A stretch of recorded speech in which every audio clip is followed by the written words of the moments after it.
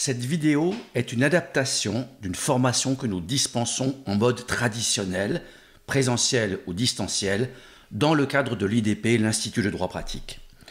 Ces questions de harcèlement et de sexisme sont aussi traitées dans des formations consacrées aux risques psychosociaux ou aux violences faites aux femmes. Sur cette chaîne Questions de droit, la plupart des vidéos sont plutôt courtes, ciblées sur un point précis et destinées au grand public, aux justiciables, aux citoyens.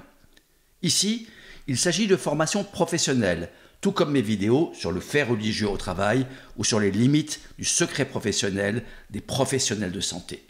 Il y a donc moins d'animation, un peu ludique, et plus d'articles de loi, de jurisprudence. Vous aurez une vraie formation sans contraintes bureaucratiques ou organisationnelles. Alors bien sûr, il manque le contact direct, il manque les échanges. Rien n'est mieux qu'une vraie formation, si possible présentielle. Si ça vous intéresse, vous avez l'adresse mail du site de l'IDP dans le logo qui apparaît à l'écran. Cette formation vidéo est donc principalement destinée aux chefs d'entreprise, aux managers, aux RRH, aux DRH, mais aussi tous ceux qui sont potentiellement concernés ou directement concernés par les comportements harcelants et sexistes au travail. Il s'agit notamment des membres du CSE, des médecins du travail, des assistants sociaux du travail et en définitive de tous les salariés. Je parle ici de comportements harcelants et sexistes parce qu'on ne peut pas réduire le problème au harcèlement moral ou sexuel tel que défini par la loi. C'est une question juridique, mais pas seulement, surtout si on élargit l'analyse aux risques psychosociaux, les RPS, et plus encore au concept de qualité de vie au travail ou QVT. Qualité de vie au travail, c'est plus vendeur que risques psychosociaux, n'est-ce pas? Sauf que le salarié n'achète pas. Les frondes contre toute réforme de la retraite, et notamment contre le recul de l'âge de la retraite, sont symptomatiques de la dévalorisation du travail. On a le sentiment que le travail n'est plus un vecteur d'épanouissement, mais une contrainte alimentaire. Si les salaires étaient plus élevés, l'approche serait peut-être différente, même s'il n'y a pas que ça. Le problème est d'autant plus sérieux qu'il fait penser à une sorte de cercle vicieux qui nous ramène à la question du harcèlement. Les causes et les conséquences se confondent, les relations se tendent, la hiérarchie est contestée, la contrainte de moins en moins supportée. Si les Français travaillaient moins que leurs voisins, ils travaillaient longtemps mieux. Nous étions dans le peloton de tête de la productivité.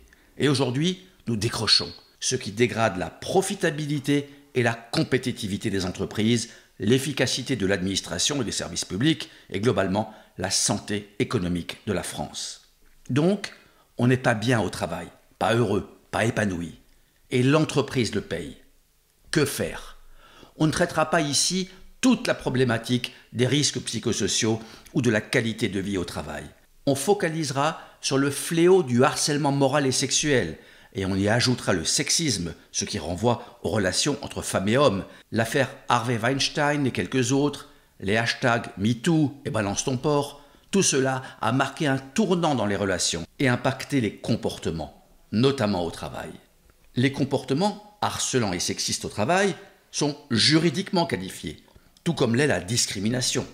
Cela a de multiples conséquences pour les salariés comme pour les employeurs, qu'il s'agisse de prévenir ou de traiter un problème déjà installé.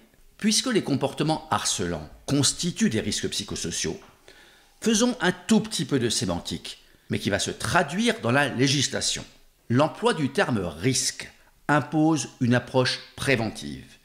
Il convient de prendre des mesures en amont afin d'éviter que le risque se réalise. Cette tâche incombe principalement à l'employeur, même si d'autres acteurs doivent y concourir. L'obligation de prévention est codifiée dans le Code du travail. La négliger peut donner lieu à des sanctions, même pénales, a fortiori, en cas de réalisation du risque. Grosso modo, cette formation comporte deux grandes parties. L'une consacrée à la responsabilité et aux obligations de l'employeur, et l'autre à ce que sont en droit les comportements harcelants et sexistes, et quelles sont les procédures qui peuvent en découler au prud'homme et au pénal. Cela dit, vous pouvez inverser cet ordre, car il n'y a pas vraiment de chronologie impérative.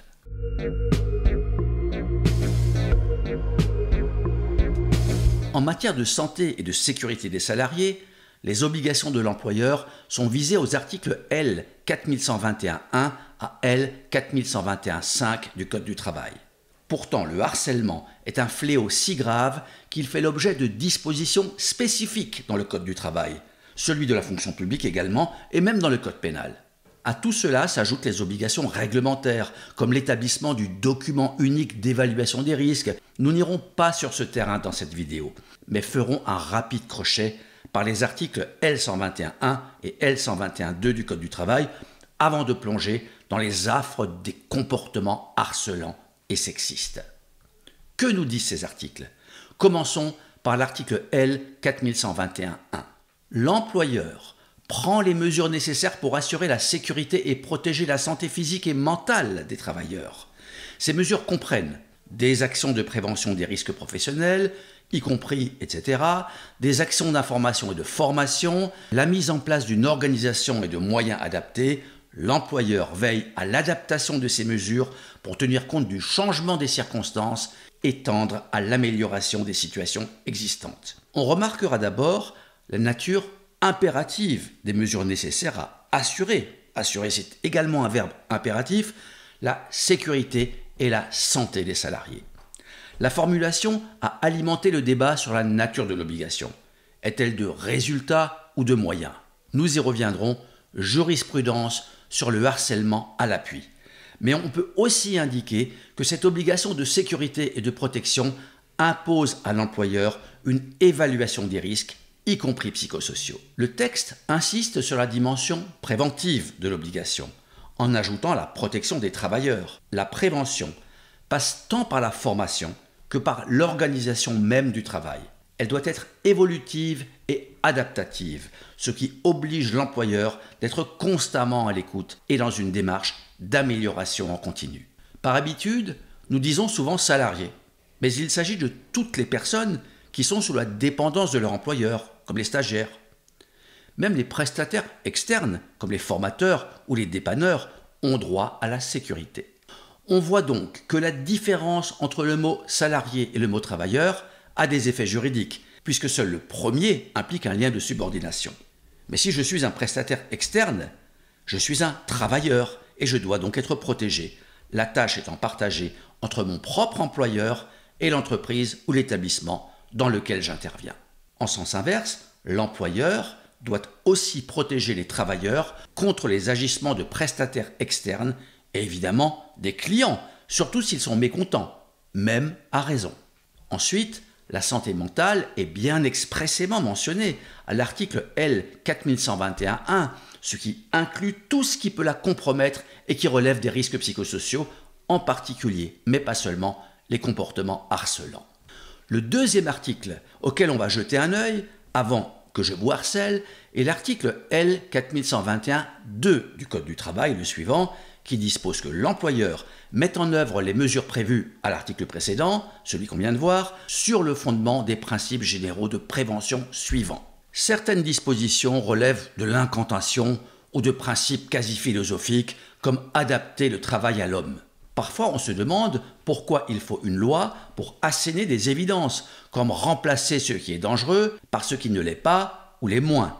C'est peut-être même un peu infantilisant, mais on ne rappellera jamais assez que les lois ne tombent pas du ciel, ni, en général, de l'esprit de quelques personnages politiques, mais qu'elles sont des réponses à des faits avérés et jugés. Privilégier le moins dangereux sur le plus dangereux, cela va peut-être sans le dire, mais cela va parfois mieux en le disant. Le point 7 renvoie plus particulièrement au thème de cette vidéo. Planifier la prévention en y intégrant dans un ensemble cohérent la technique, l'organisation du travail, les conditions de travail, les relations sociales et l'influence des facteurs ambiants, notamment les risques liés au harcèlement moral et au harcèlement sexuel, ainsi que ceux liés aux agissements sexistes.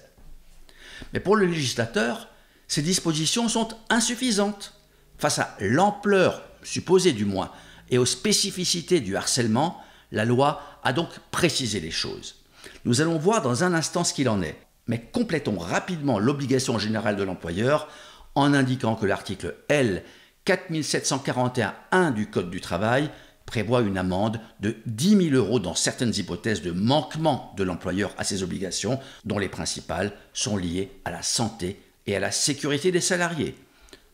En cas de récidive, le montant est triplé et éventuellement complété d'1 an de prison pour le dirigeant. Si on ajoute le fait que l'amende est fixée par salarié victime, l'addition peut devenir très lourde, même si ces chiffres indiquent des maximums, tout comme la durée des peines de prison. L'article L. 4741-1 du Code du travail fait parfois écho à l'article 223-1 du Code pénal qui punit d'1 an d'emprisonnement et de 15 000 € d'amende le fait d'exposer directement autrui à un risque immédiat de mort, de mutilation ou d'infirmité par la violation d'une obligation légale ou réglementaire, en l'espèce celle de l'employeur, de veiller sur la santé et la sécurité des travailleurs.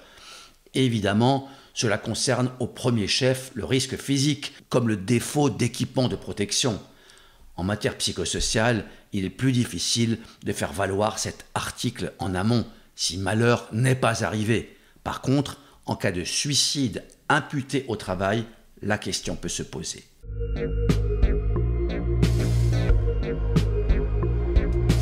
L'employeur doit prévenir le harcèlement moral, nous dit l'article L. 1152-4 du Code du travail, indépendamment de son obligation générale de veiller à la santé et à la sécurité des travailleurs. L'article suivant nous apprend que le salarié est passible d'une sanction disciplinaire. On remarque qu'il est cette fois question du salarié, ce qui est logique, puisqu'un employeur ne peut sanctionner que son propre salarié, et non celui d'un prestataire par exemple. On remarque aussi que la formulation de l'article L. 1152-5 donne à penser que la sanction est une hypothèse, mais la jurisprudence tend à en faire une obligation. L'article L. 1152-6 mérite qu'on s'y attarde, car en matière de conflit de personnes, il est parfois possible de désamorcer le conflit avant qu'il ne soit trop tard, surtout si un des protagonistes se plaint de harcèlement ou si le harcèlement n'est pas intentionnel et conscient, voire, comme on le voit parfois, qu'il ne s'agit pas véritablement de harcèlement, au sens de la définition qu'en donne le Code du travail et que nous verrons un peu plus tard. Attention à un point, cette possibilité de médiation concerne spécialement le harcèlement moral et non le harcèlement sexuel. Car s'il y a harcèlement sexuel, on ne discute pas entre les protagonistes. Mais on c'est l'employeur, on enquête et on sanctionne, comme nous le verrons. Dans la mesure où le choix du médiateur est libre, pourvu qu'il soit accepté par les deux parties, n'importe qui peut être médiateur. Alors que dans un conflit du travail porté devant le Conseil de prud'homme, les parties sont l'employeur et le salarié, ici, il s'agit du harceleur et du harcelé présumé, sans que l'employeur intervienne, en principe. Mais en pratique, surtout si le harceleur est un supérieur hiérarchique du harcelé présumé à ce stade, l'employeur peut être tenté d'imposer le médiateur de son choix. Inversement, le salarié sera tenté de solliciter un médiateur dont il pense qu'il l'appuiera, comme un syndicaliste ou un représentant du personnel.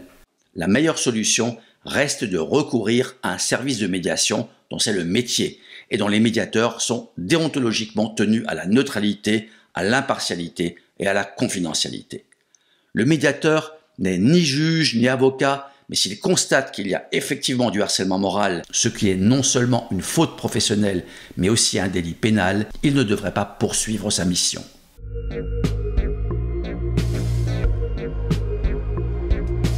Passons aux obligations de l'employeur en matière de harcèlement sexuel, avec l'article L. 1153-5 du Code du travail. On remarque immédiatement qu'elles ont une tonalité plus impérative encore qu'en matière de harcèlement moral. Il n'est pas question de prendre seulement des mesures de prévention et de sanctionner éventuellement le harceleur ou de recourir à la médiation.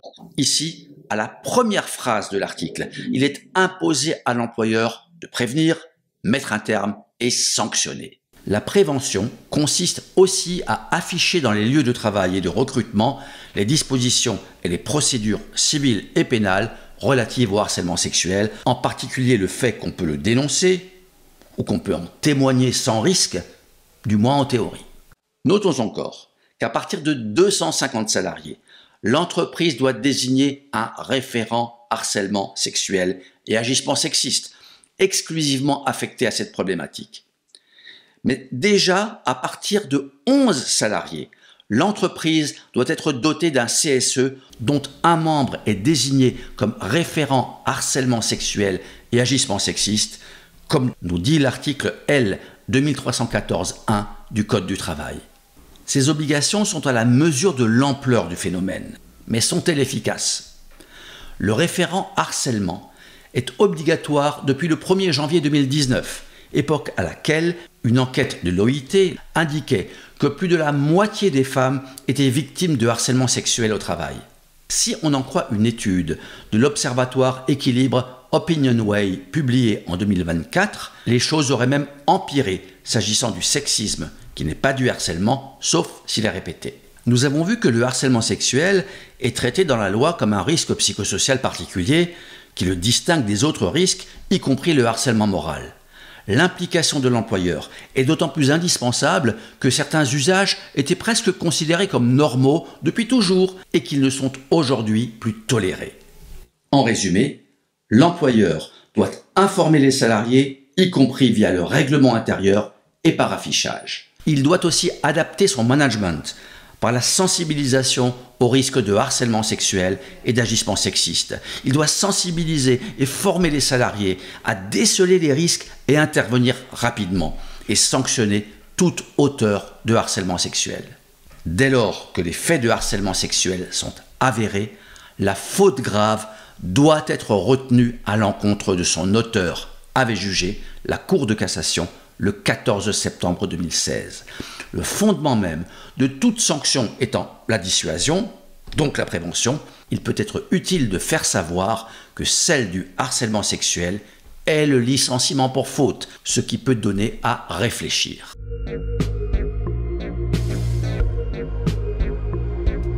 La question de savoir si la prévention et la protection des salariés est une obligation de moyens ou de résultats peut sembler très juridique et loin des préoccupations des protagonistes, des chefs d'entreprise en particulier. Elle n'est pourtant pas si juridique et bien plus pragmatique qu'on pourrait le croire. Et elle peut aussi impacter la réponse que l'on donnera à une situation de harcèlement. Pour schématiser, l'obligation de moyens, c'est « je dois tout faire pour que les choses fonctionnent » ou au contraire pour qu'elles ne se produisent pas, s'agissant du harcèlement ou des risques psychosociaux. Si j'ai tout fait et que les choses se passent mal, je ne serai pas responsable. Sauf si la victime démontre que je n'ai pas tout fait qui était en mon pouvoir pour atteindre l'objectif attendu. L'obligation de résultat, ce serait l'inverse. Qu'importe la méthode, donc les moyens. Seul compte le résultat. Travailler ne doit pas rendre malade et le salarié ne doit pas être en danger psychosocial ou physique. Monsieur l'employeur, vous vous débrouillez comme vous voulez, mais si les choses se passent mal, vous serez responsable quoi que vous ayez fait ou pas fait, sauf à démontrer que la victime n'en est pas une, ou qu'elle est elle-même responsable de ce qui lui arrive. En général, l'obligation de moyens s'applique aux disciplines intellectuelles. Par exemple, un avocat n'est pas obligé de gagner son procès, mais il doit tout faire pour y parvenir. L'obligation de résultat s'applique grosso modo à des activités techniques. Un dépanneur doit réparer la machine en panne, ou dire qu'il ne peut pas le faire. Mais s'il la répare, il faut que ça fonctionne. Point final. S'agissant de la santé et de la sécurité des salariés, des travailleurs, il y a une obligation de résultat qui s'applique à la mise en œuvre des obligations formelles que nous avons vues. Et longtemps, la jurisprudence considérait qu'il s'agissait d'une obligation de résultat au sens strict du terme, ce qui fut appelé une obligation de sécurité de résultat. La formule est un peu curieuse, mais la Cour de cassation n'est pas l'Académie française. Ainsi, la Cour de cassation avait jugé le 21 juin 2006 que l'employeur est tenu envers ses salariés d'une obligation de sécurité de résultat en matière de protection de la santé et de la sécurité des travailleurs dans l'entreprise, notamment en matière de harcèlement moral, et que l'absence de faute de sa part ne peut l'exonérer de sa responsabilité. La Cour de cassation réitéra sa position en 2010 et en 2014. Cette jurisprudence faisait peser sur les employeurs une véritable épée de Damoclès. Ils pouvaient être condamnés alors qu'ils avaient tout fait pour prévenir le harcèlement ou toute autre mise en danger du salarié, qu'ils avaient sanctionné l'auteur, organisé des formations, créé un service de prévention dédié, etc. Seul un cas de force majeure et irrésistible, comme on dit, lui permettait éventuellement d'échapper à la sanction.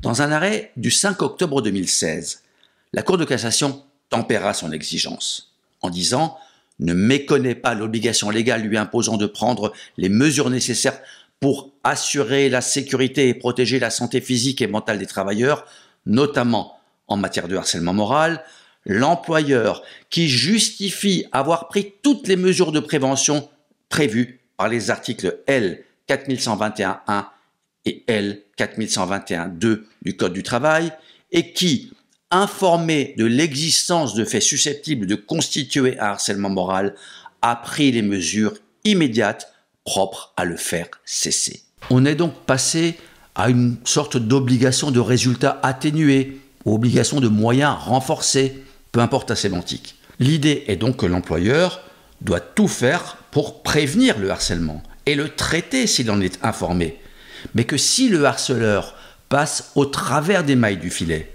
on ne peut pas lui en tenir rigueur. Ce raisonnement est vrai pour le harcèlement moral plus que pour le harcèlement sexuel, où la pression juridique, sociétale, parfois médiatique, ne donne plus droit à l'erreur. C'est comme si l'employeur était en même temps astreint à une obligation de moyens et de résultats. D'ailleurs, faire cesser le harcèlement sexuel, c'est notamment licencier son auteur, en espérant qu'il n'y en ait qu'un seul. Dans plusieurs arrêts, le 6 décembre 2017, le 8 juillet 2020, la Cour de cassation jugea que l'obligation de prévention des risques professionnels se distingue de la prohibition du harcèlement moral ou sexuel. L'employeur peut donc être condamné pour un manquement à son obligation de sécurité sans être condamné pour harcèlement. Cette évolution de la jurisprudence est salutaire, car si grave et inacceptable que soit le harcèlement, notamment sexuel, la confusion entre la personne du harceleur et l'employeur condamné pour harcèlement alors qu'il n'est pas directement l'auteur n'est ni saine ni équitable. En revanche, l'employeur qui reste inerte face à une situation ou à un danger avéré, qu'il s'agisse de harcèlement ou même d'un autre facteur de risques psychosociaux ou d'un danger physique, cet employeur ne peut espérer aucune clémence des tribunaux.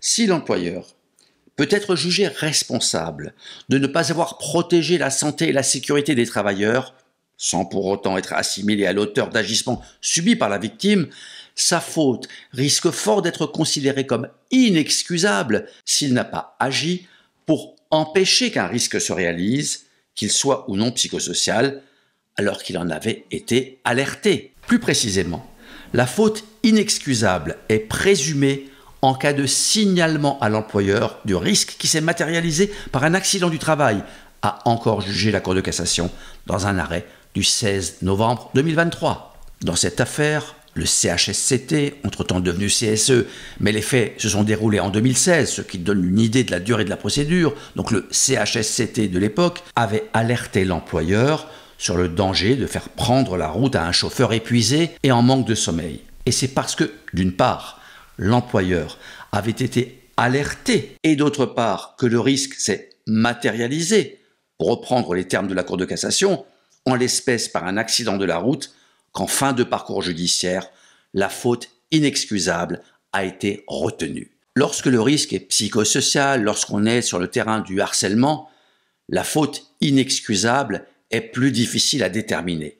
Les tribunaux la retiennent principalement en cas de suicide, mais cela implique d'abord de démontrer qu'il s'agit d'un accident du travail, donc que c'est le travail ou des faits survenus au travail ou par le fait du travail qui ont conduit à ce geste extrême. La faute inexcusable a également été retenue pour une tentative de suicide. Dans un arrêt du 8 novembre 2012, la Cour de cassation l'a même admis suite à un accident cardiovasculaire causé par le stress au travail.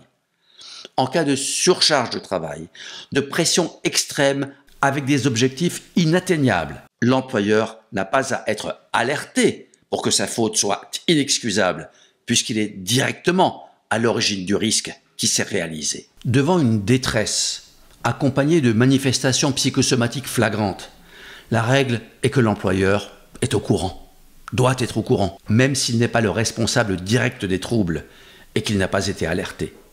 Il faut qu'il sache ce qui se passe dans son entreprise. En cas d'accident du travail dû à une faute inexcusable de l'employeur ou de la direction, la victime ou ses ayants droit ont droit à une indemnisation complémentaire visée aux articles L 452.1 à L 452.5 du Code de la sécurité sociale. Nous ne nous étendrons pas davantage sur ce point dans cette formation. Disons que c'est une raison de plus pour inciter l'employeur à être vigilant et réactif. Même sans faute inexcusable, il est de l'intérêt de l'employeur d'éviter les accidents du travail pour toute une série de raisons. Le coût indemnitaire, le montant des cotisations, la désorganisation du travail, les relations sociales, la réputation, etc.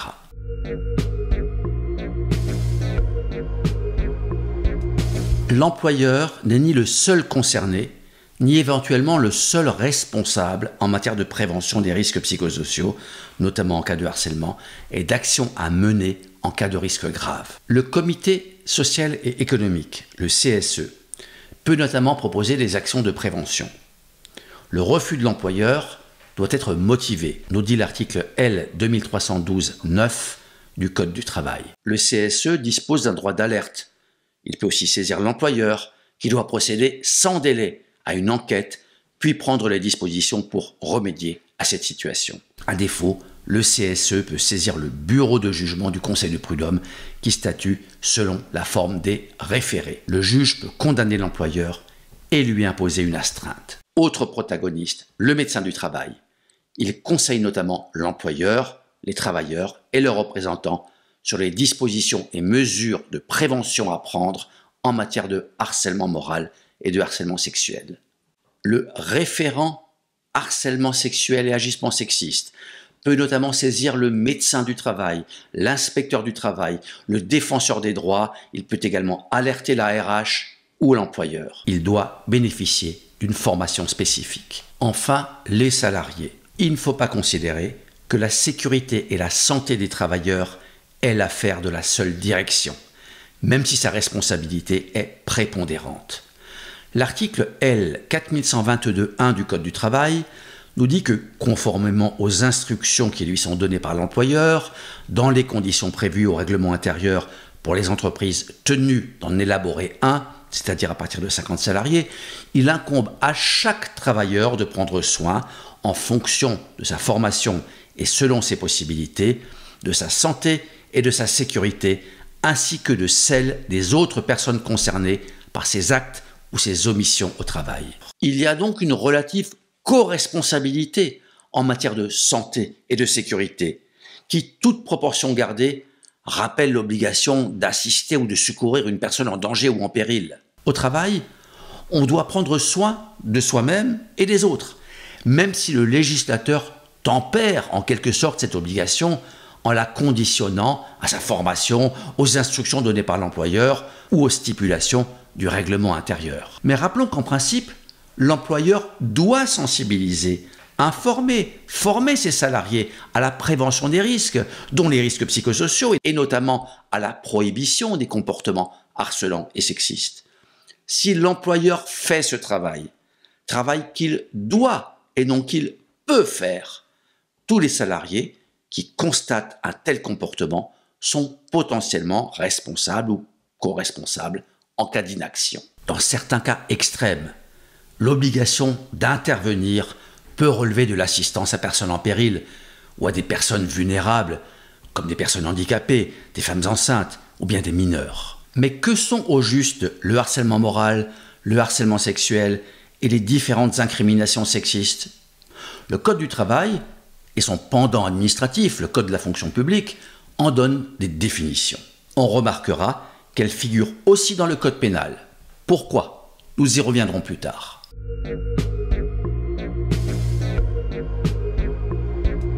Le harcèlement moral figure dans la loi depuis 2002. C'est pourquoi la jurisprudence s'est principalement construite durant cette décennie, même si elle a évidemment quelque peu évolué.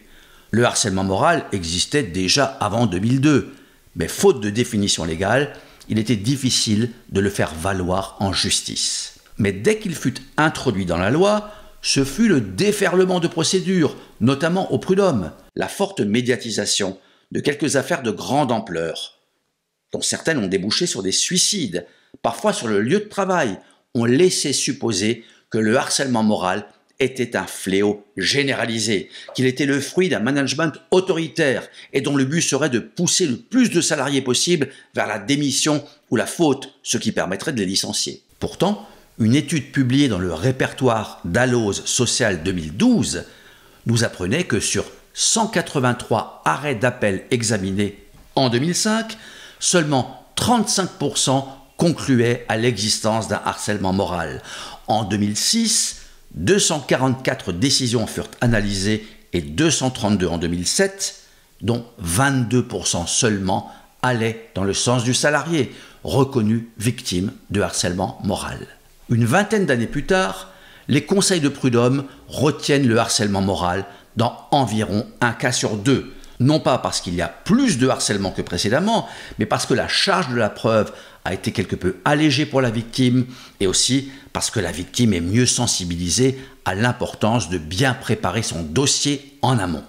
Certains salariés peuvent être encouragés à brandir le harcèlement moral dès lors qu'une décision hiérarchique ou organisationnelle ne leur convient pas ou à imputer à leur employeur ou à leur hiérarchie la responsabilité d'un stress dont les causes peuvent être étrangères au travail. Le propos n'est pas de mettre en cause la parole de la victime, mais invoquer le harcèlement moral s'il n'y en a pas, au sens du code du travail ou du code pénal, ou l'invoquer sans avoir un dossier permettant au juge de le constater, c'est d'une certaine manière aller au casse-pipe. Il est vrai que pour échapper au plafonnement des indemnités de licenciement, les avocats des salariés peuvent être tentés d'invoquer le harcèlement moral devant le conseil de prud'homme, mais là on va dire que c'est de bonne guerre. Si le véritable harcèlement moral est une réalité, tout comme l'est le harcèlement sexuel, ou plus encore les agissements sexistes, les statistiques judiciaires démontrent qu'il ne se confond pas avec le stress, le mal-être ou la souffrance au travail,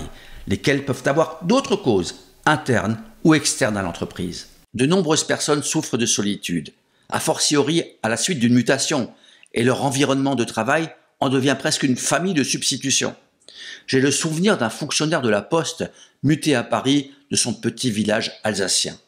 Il l'a vécu comme un enfer. Pour des personnes fragilisées sur le plan personnel, une situation stressante sur le lieu de travail, un différend avec un collègue, une simple remarque désobligeante d'un supérieur, même si elle est légitime, tout cela peut produire des effets disproportionnés et être vécu comme un drame et parfois comme une agression. La réaction de la personne en appelle d'autres et l'on se retrouve à évoquer du harcèlement, souvent imaginaire et parfois réel, mais provoqué, suscité.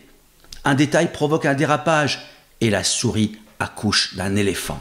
Si un cadre, un manager, est pris dans l'engrenage du conflit personnel, s'il est pris à partie, il peut être tenté de faire abstraction des sanctions disciplinaires que la loi l'autorise pourtant à infliger aux salariés, si elles sont justifiées, et à s'abandonner lui-même à des pratiques susceptibles de revêtir la qualification de harcèlement moral. Les employeurs doivent prendre en considération ces situations dans le cadre de la prévention des risques psychosociaux. Par exemple, en créant une permanence téléphonique, s'agissant des grandes entreprises, en faisant intervenir un psychologue, un sophrologue ou un assistant de service social, ou en créant des structures pluridisciplinaires, par exemple autour du médecin du travail. Dans les PME, le dirigeant et le DRH, s'il y en a un, doivent être vigilants. Dans les TPE, le chef d'entreprise lui-même est aux premières loges. Mais de la micro-entreprise à la multinationale, les principes fondamentaux de prévention et de traitement sont les mêmes. Penchons-nous maintenant sur la définition juridique du harcèlement moral, ce qui permettra d'évaluer si ce dont se plaint le salarié est vraiment du harcèlement et d'en tirer les conséquences les plus appropriées.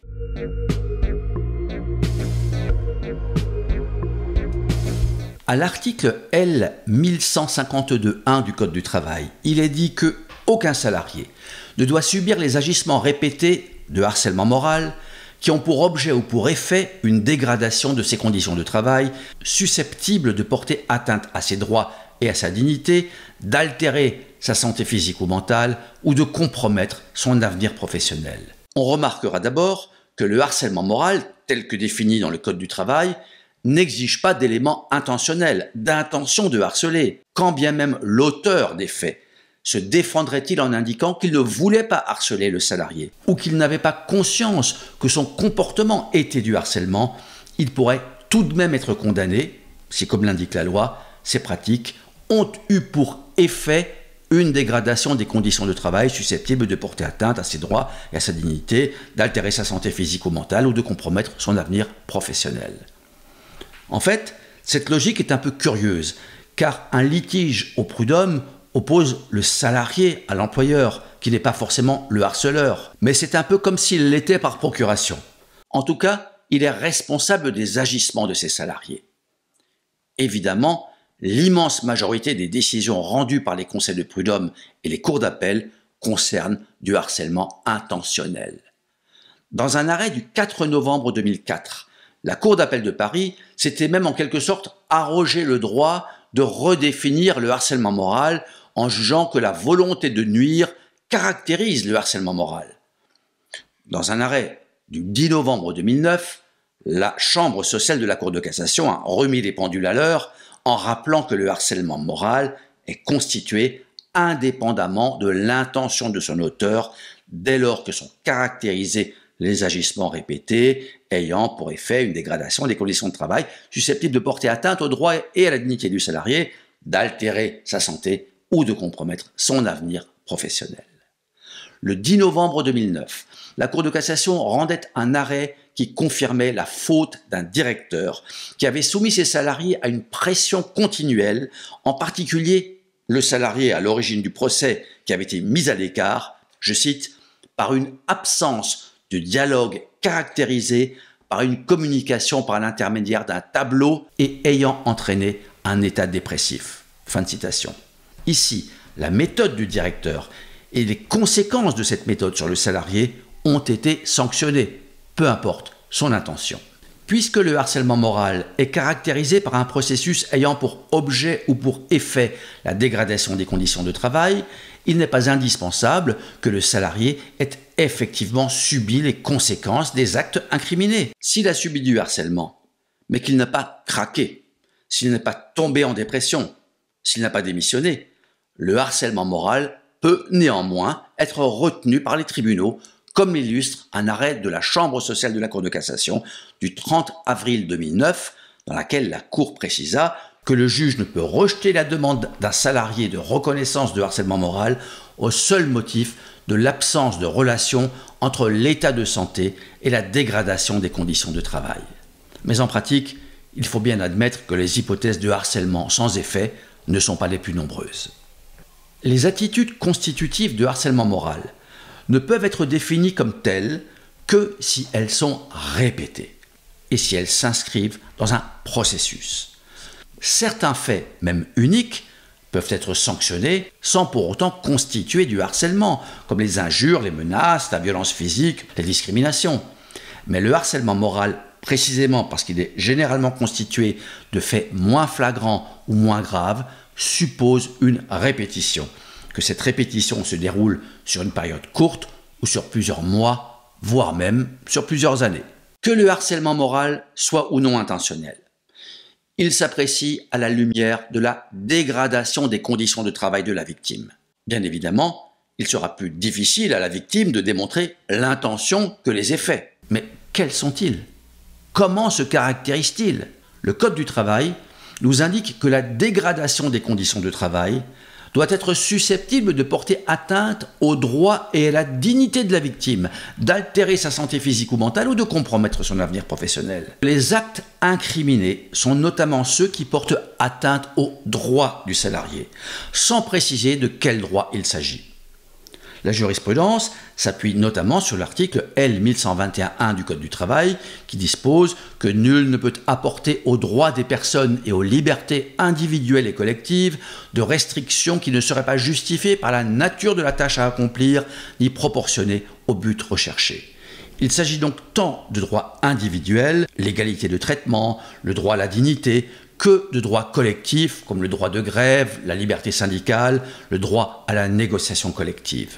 Par exemple, faire suivre un salarié, fouiller son casier à son insu en l'absence de tout risque particulier, intercepter sa correspondance papier ou électronique, écouter toujours à son insu ses conversations téléphoniques sont autant d'agissements qui ont été jugés comme attentatoires à la vie privée et donc comme des violations des droits de ceux qui les subissaient. On peut y ajouter la liberté d'expression ou même d'autres droits plus spécifiques comme le droit de retrait d'une situation dangereuse visé à l'article L 4131-1 du Code du travail. La problématique des droits du salarié se conjugue aussi fréquemment avec le droit disciplinaire. Comme toujours en droit du travail, les juges attachent une grande importance à la proportionnalité de la mesure, sans quoi la sanction pourrait être considérée comme abusive et sa répétition comme constitutive de harcèlement moral. De nombreuses difficultés surgissent à l'occasion d'une réorganisation de l'entreprise et de certains de ses services ou de changements dans la direction ou dans l'encadrement. Il advient que les salariés ou leurs représentants considèrent que les mauvaises habitudes qui perdurent constituent en quelque sorte des avantages acquis. Vouloir y mettre fin peut être perçu comme du harcèlement moral. Outre l'atteinte au droit, l'atteinte répétée à la dignité du salarié est également constitutive de harcèlement moral, en principe lorsqu'elle se conjugue avec l'atteinte au droit, puisque le Code du travail évoque l'atteinte au droit et à la dignité. Là aussi, déterminer la frontière entre la dignité et l'indignité n'est pas tâche facile, à en juger par les nombreuses définitions, souvent complémentaires et parfois contradictoires, que les auteurs, juristes ou linguistes donnent à ces termes. Si l'on écarte les situations extrêmes, en particulier les conditions de travail inhumaines qui peuvent encore être imposées à certaines personnes, particulièrement vulnérables. On pense en particulier à certains travailleurs clandestins qui se voient confisquer leur passeport dès leur arrivée en France. En dehors de ces cas extrêmes, l'atteinte à la dignité d'un salarié consiste souvent, en particulier dans des conflits portant sur le harcèlement moral, à l'humilier devant ses collègues ou des tiers tels que des clients. L'humiliation prend parfois la forme plus subtile du mépris, qui lui-même se décline de différentes manières. Confier au salarié des tâches sans relation avec sa qualification, totalement inutiles ou dégradantes, lui faire refaire sans raison des tâches déjà accomplies, ne pas lui adresser la parole, l'interrompre systématiquement ou lui imposer le silence, se moquer de lui, se moquer de ses habitudes, de ses goûts, répandre des rumeurs, le placer sous l'autorité d'un collègue qui lui serait normalement subordonné, l'isoler dans une pièce, modifier sans raison ses horaires de travail ou son affectation, le menacer de retenue sur salaire ou d'amende, surveiller strictement ses horaires alors qu'il n'en est rien pour ses collègues du même service, changer les dates et les horaires de réunion sans l'avertir, lui retirer des moyens de communication. Toutes ces attitudes ont déjà été jugées par les tribunaux comme constitutifs d'un processus de harcèlement moral parce qu'ils constituent des atteintes à la dignité ou aux droits du salarié ou des manifestations d'abus de pouvoir. L'atteinte à la dignité du salarié est sans doute le grief le plus fréquemment retenu par les tribunaux lorsqu'ils sanctionnent le harcèlement moral. Il est souvent considéré comme symbolique et symptomatique du harcèlement moral, et non comme un simple effet du processus harcelant. Souvent, l'humiliation du salarié harcelé prend la forme d'une mise à l'écart, également appelée mise au placard ou mise en quarantaine. Cette mise à l'écart peut être totale pour isoler le salarié, ou partielle en lui faisant faire des tâches dégradantes ou sans relation avec sa qualification. Par exemple, le 25 mars 2005, le Conseil de prud'homme de Nancy avait relevé la situation d'un salarié obligé de monter des sacs de 30 kg chacun jusqu'au grenier pour les redescendre immédiatement.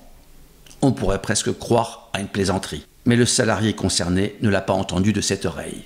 L'article L 1152-1 du Code du travail vise des agissements répétés susceptibles de compromettre la santé physique ou mentale du salarié. Si la réalité du harcèlement est établie et que le trouble psychique ou mental est médicalement démontré, le tribunal pourra en déduire un lien de causalité, mais c'est loin d'être évident.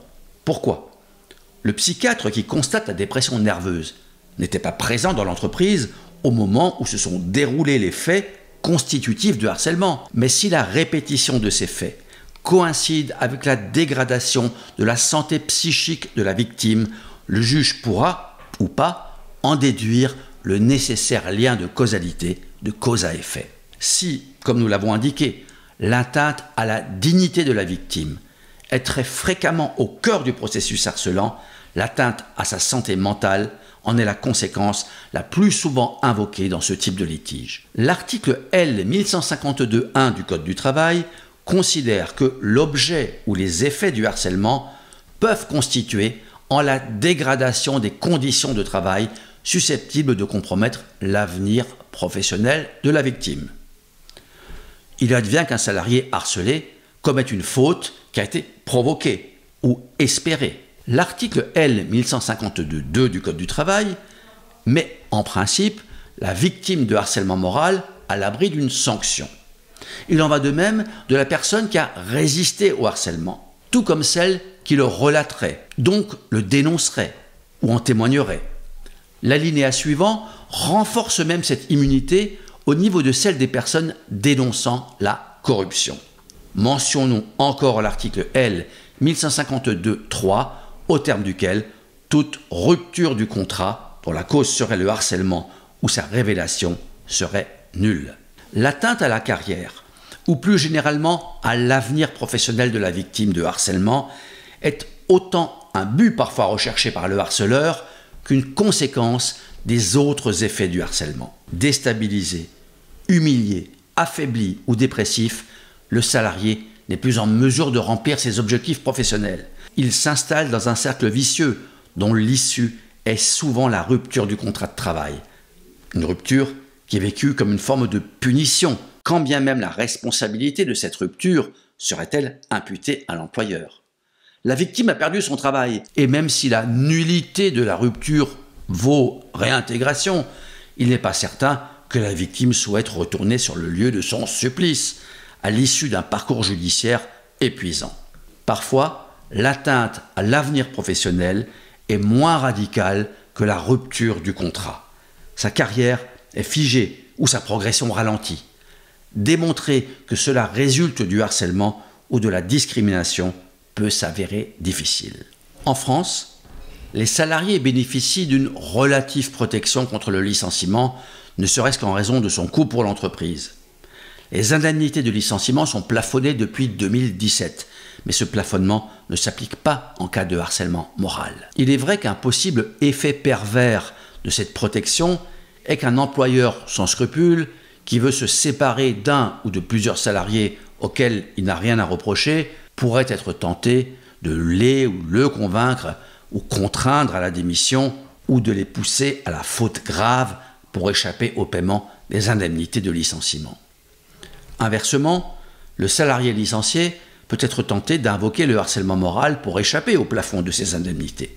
Certaines affaires très médiatisées, du fait de leur ampleur, ont mis en lumière un harcèlement managérial, également appelé mobbing, orchestré par la direction, comme s'il s'agissait d'un outil de gestion de la masse salariale ou de restructuration de l'entreprise. Le harcèlement collectif ou managérial n'est pas forcément orchestré par la direction, du moins pas dans le but de pousser les salariés à la démission ou à la faute. Nous avions indiqué que l'employeur est garant de la santé et de la sécurité des salariés et autres travailleurs intervenant dans son établissement. La pression excessive exercée sur eux, par exemple en leur imposant des objectifs de résultats inatteignables, peut être considérée comme une atteinte à leur santé. Le harcèlement moral s'apparente parfois à une maladie contagieuse, affectant plusieurs, voire tous les échelons hiérarchiques de l'entreprise. C'est toi ou moi. C'est dans ces termes que s'expriment parfois certains cadres ou managers pour faire pression sur les salariés, en brandissant la perspective de sanctions disciplinaires, voire en laissant planer une menace sur leur pérennité dans l'entreprise en cas de résultats insuffisants. La réalité du harcèlement managérial a mis d'autant plus de temps à s'imposer que la loi ne le vise pas directement. Le fait que le harcèlement moral soit sanctionné pénalement tend même à privilégier une approche individuelle, quand bien même existe-t-il une responsabilité pénale des personnes morales, et donc des entreprises. Mais il est tout de même aujourd'hui admis que le harcèlement peut être collectif et donc managérial.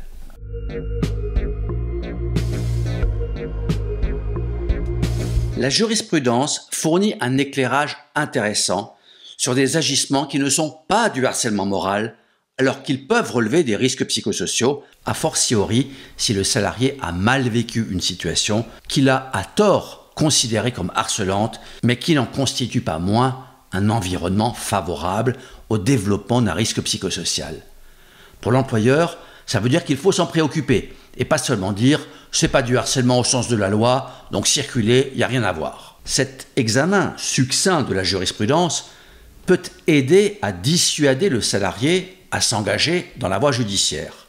Ce qui est certain, c'est que faire un procès en invoquant le harcèlement moral et le perdre est un désastre pour le salarié. Voyons d'abord quelques exemples de confusion entre le harcèlement moral et le pouvoir de direction de l'employeur, puis son pouvoir d'organisation du travail, les deux se confondant parfois.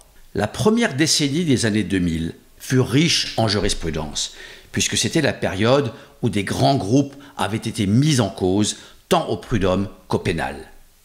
À une époque, on n'était pas loin d'évoquer le suicidé du jour au journal de 20 heures. Du coup, on voyait du harcèlement partout, même là où il n'y en avait pas. Dans un arrêt du 10 septembre 2007, la Cour d'appel de Grenoble soulignait « Il apparaît que le salarié a mal vécu le rapport de subordination pourtant inhérent à la relation de travail ». La Cour d'appel de Dijon jugeait dans un arrêt du 26 juin 2007 que le seul fait de donner des ordres, des consignes, malgré l'autonomie dont le salarié bénéficiait dans l'exercice de ses fonctions, ne caractérise pas le harcèlement moral. Si tout n'est pas permis et que l'excès de pression peut être à l'origine d'un risque psychosocial qui engendrerait la responsabilité de l'employeur, nécessité peut parfois faire loi lorsqu'il s'agit de sauver les meubles, comme l'illustre un arrêt de la Cour d'appel de Poitiers du 16 mars 2004. Dans cette affaire, l'employeur, confronté à des difficultés économiques, rappelait plusieurs fois à un salarié la nécessité de respecter les horaires de service et de faire preuve de rigueur dans son travail. Les juges ont refusé d'y voir un processus harcelant, ni sans doute un avantage acquis. Outre le défaut de preuve, une des principales raisons de l'échec des salariés qui invoquent en justice le harcèlement moral réside dans le fait que l'employeur n'a fait qu'user normalement de son pouvoir de direction. Cela l'autorise à critiquer les tâches des salariés, comme le rappelait la Cour d'appel de Toulouse dans un arrêt du 7 avril 2007. Les jugements de l'employeur sur la qualité professionnelle d'un salarié ne sont abusifs que s'ils sont de nature à porter atteinte à sa dignité, a jugé la même Cour d'appel de Toulouse le 13 octobre 2006. De même, le fait d'adresser des observations aux salariés quant à la qualité de son travail relève du pouvoir de direction de l'employeur, avait jugé la Cour d'appel de Montpellier le 22 mars 2006. La critique, tout comme la sanction, est légitime si elle est fondée, proportionnelle et formulée avec respect. Cela ressort d'une abondante jurisprudence. Inversement, employer des formules inutilement blessantes ou vexatoires peut alimenter un processus harcelant. Mais où commence le propos blessant ou vexatoire? La réponse à cette question est évidemment aléatoire. Certes, on peut harceler sans en avoir l'intention, et donc vexer à plusieurs reprises sans vouloir vexer, même si l'autre se sent vexé, et dans cette logique, s'il se sent harcelé. La Cour d'appel de Metz jugeait le 6 septembre 2004 que des propos abrupts et de virulentes critiques peuvent relever de l'exercice normal du pouvoir de direction dès lors qu'ils reposent sur des éléments matériels précis en relation avec les critiques énoncées. Tout est question de contexte et de proportion. En toutes circonstances, l'employeur ne doit pas oublier que si faute du salarié il doit faire usage des sanctions disciplinaires si la remontrance verbale est inopportune, insuffisante ou inefficace. La faute doit recevoir une réponse disciplinaire et respectueuse du sacro-saint principe de proportionnalité et dans le respect du formalisme imposé par la loi. Le harcèlement n'est pas une sanction disciplinaire, mais une faute de l'employeur, éventuellement même une infraction pénale. Une petite remarque, les juges tiennent compte des usages professionnels. On ne se parle pas de la même manière dans un bureau que sur un chantier ou dans une brigade de cuisine.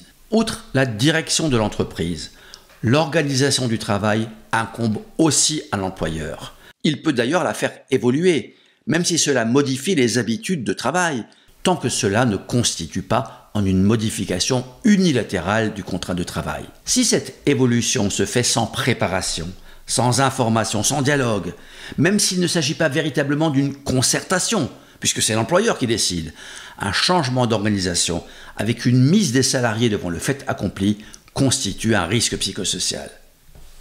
Il est vrai qu'au travail, comme dans la vie, on a tendance à s'installer dans une routine, comme s'asseoir toujours à la même place à table.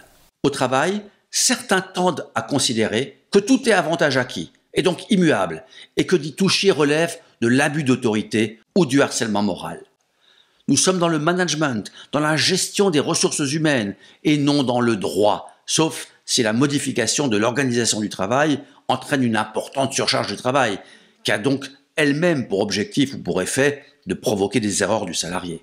Dans ce cas, le harcèlement moral pourra être retenu, comme l'a jugé la Cour d'appel de Toulouse dans un arrêt du 9 février 2007. Le 5 juin 2007, la Cour d'appel de Chambéry jugeait que la suppression d'une pause pour nécessité de service, pause qui relevait d'une simple tolérance, n'était pas un élément constitutif du harcèlement moral. Dans un arrêt du 23 avril 2007, la Cour d'appel de Grenoble jugeait que l'exercice même de toute activité professionnelle conduit à lui seul à générer des contraintes, des difficultés relationnelles ou du stress qui peuvent être à l'origine de problèmes de santé sans pour autant que ces situations puissent être qualifiées de harcèlement moral.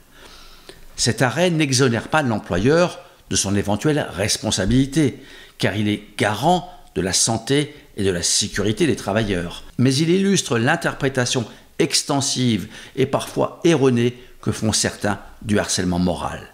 Cela dit, l'idée que le travail puisse rendre dépressif est de moins en moins acceptée, et il n'est pas certain qu'un pareil jugement puisse être formulé dans ces termes de nos jours. Avant de passer au harcèlement sexuel et aux agissements sexistes, voyons rapidement comment le harcèlement moral est défini dans le Code pénal. Vous voyez que les définitions sont proches, mais que le Code pénal prévoit en plus des sanctions pénales, ce qui est sa vocation.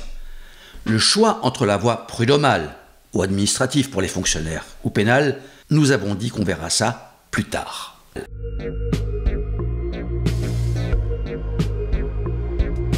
Le harcèlement sexuel et les agissements sexistes dépassent très largement le contexte du travail.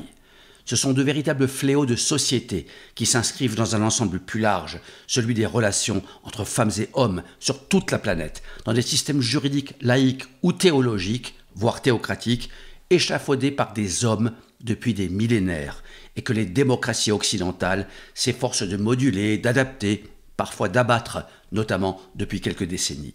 Certains vont jusqu'à prôner une sorte de revanche de l'histoire, qui en droit se traduirait par une inversion de la charge de la preuve en matière de harcèlement sexuel ou d'agissement sexiste à l'encontre des seules femmes, avec une disparition de la présomption d'innocence.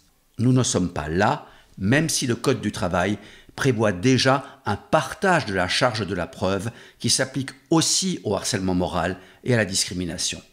En 1992, sur recommandation de la Commission européenne, le harcèlement sexuel est introduit dans le droit français, dans le Code pénal et dans le Code du travail, mais seulement s'il constitue un abus d'autorité. Cette condition sera supprimée en 2002.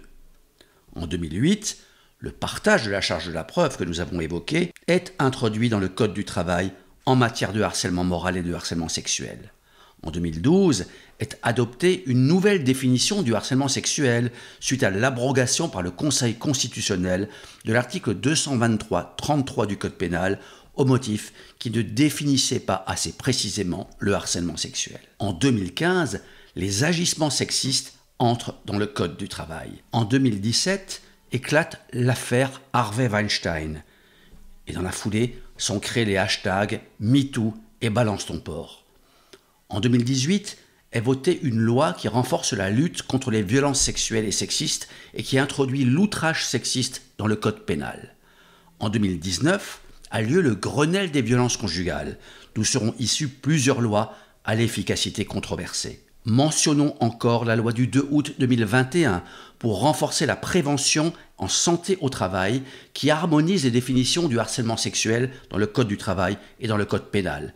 Les propos ou comportements répétés à connotation sexiste et le harcèlement sexuel de groupe entrent également dans le Code du travail. Ces dispositions doivent figurer au règlement intérieur depuis le 1er septembre 2022. Ces réformes se traduisent-elles en progrès significatifs sur le terrain, donc au travail ? Comme toujours, il existe un décalage entre la loi et le terrain, entre la théorie et la pratique. Regardons quelques statistiques. En 2014, une enquête à l'échelle de l'Union européenne auprès de 42 000 femmes nous apprend qu'une femme sur 3 a subi au moins une forme de violence physique ou sexuelle depuis l'âge de 15 ans. Une femme sur 2 a déjà été victime d'une ou plusieurs formes de harcèlement sexuel. De 2017 à 2019, une étude de l'OIT sur 4,5 millions de salariés révèle que 52% des femmes et 27% des hommes se disent victimes de harcèlement sexuel au travail. 4% des femmes et 1% des hommes affirment avoir déposé plainte. En France, 99% des femmes disent avoir été victimes d'un acte ou comportement sexiste en 2019, selon le rapport annuel du Haut Conseil à l'égalité entre les femmes et les hommes. Enfin, notons que lorsque le harcèlement sexuel est invoqué au prud'homme, le taux de réponse favorable, première instance et cour d'appel confondus, est d'environ 60%.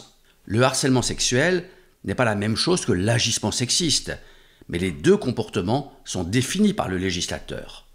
Si 99% des femmes, donc quasiment toutes les femmes, disent avoir été victimes d'un comportement sexiste, cela ne signifie pas que tous les hommes se comportent comme des goujats, ni que ces comportements relèvent tous du harcèlement. Ces comportements, que quasiment toutes les femmes déclarent avoir subis, sont-ils des agissements sexistes au sens du Code du travail ? Nous verrons la définition un peu plus loin dans cette formation. Au travail, le sexisme est un vrai facteur de risque psychosocial. Qu'une femme soit ponctuellement victime de tels comportements de la part de plusieurs hommes sans qu'ils se soient concertés, ou qu'un seul individu s'acharne sur sa victime. Dans le premier cas, la qualification serait plutôt du sexisme, voire de l'outrage sexiste ou sexuel. Dans le deuxième cas, ce serait du harcèlement sexuel.